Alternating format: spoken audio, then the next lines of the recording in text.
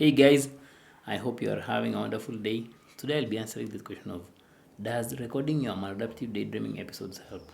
I saw someone post this advice, I think it was on Reddit, that ever since they started recording their episodes, like they've stopped daydreaming. So does it really help? Actually, the thing is, when you record your daydreaming episode, initially it may look like it helps you because it brings to your awareness the amount of time you are spending in that imaginary world. Let's say you are recording the daydreaming episode where you are walking around, pacing in your room, and then you are recording it, and then afterwards you are going through it. So that initial phase of going through it brings to your awareness something you may not have been aware of about your addiction, your addictive behavior. It's the same thing as, let's say, when you are drinking alcohol and then you initially start recording the number of bottles you drink in a day.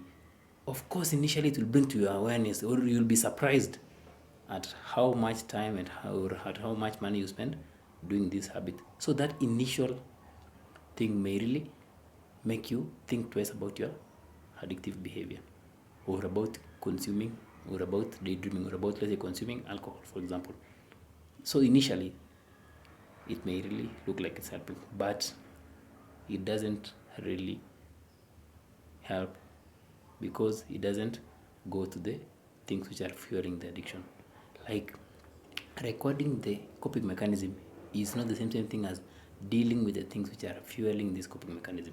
They are two different things. Yes, anything new, when you try something new, of course there is always that initial belief of, like, this thing is working, this thing is working.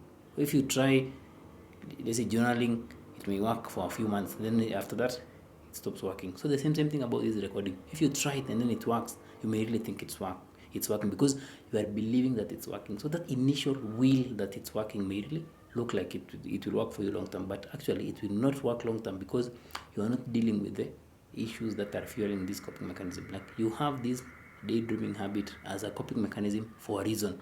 It's not there because it's just there and recording it just takes it away. No, it's there because it's helping you cope with some underlying issues. And now, once you deal with these underlying issues, is when the daydreaming or the addictive behavior will stop. That's why it's not really about the daydreaming. That's where the solution is. It's in dealing with those underlying issues, because those underlying issues are the things which are fueling this addiction. Because I want you to look at it this way, like, this behavior started as a normal habit. It was normal and enjoyable. Then something happened and then it became abnormal, or it became uncontrollable. So now healing is in looking at what really happened. What did you avoid? What emotions did you avoid? What fears in real life did you avoid?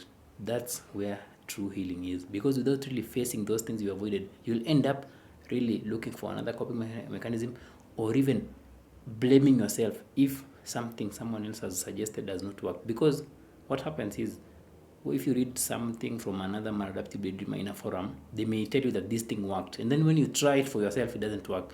So because you are used to blaming yourself for your inability to stop your addictive behavior, you end up also blaming yourself and now saying that nothing works. That's how the mind works. Like, when you try something and it doesn't work, it concludes that daydreaming doesn't have a cure, because your mind will always want to keep you stuck where you are. Because by your mind keeping you stuck where you are, it is protecting you, it is keeping you safe in an environment which is familiar to you.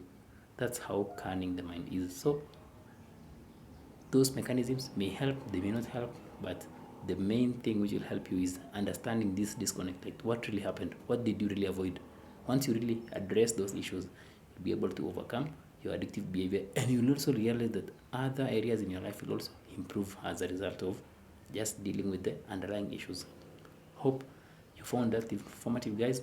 Until next time, have a nice day.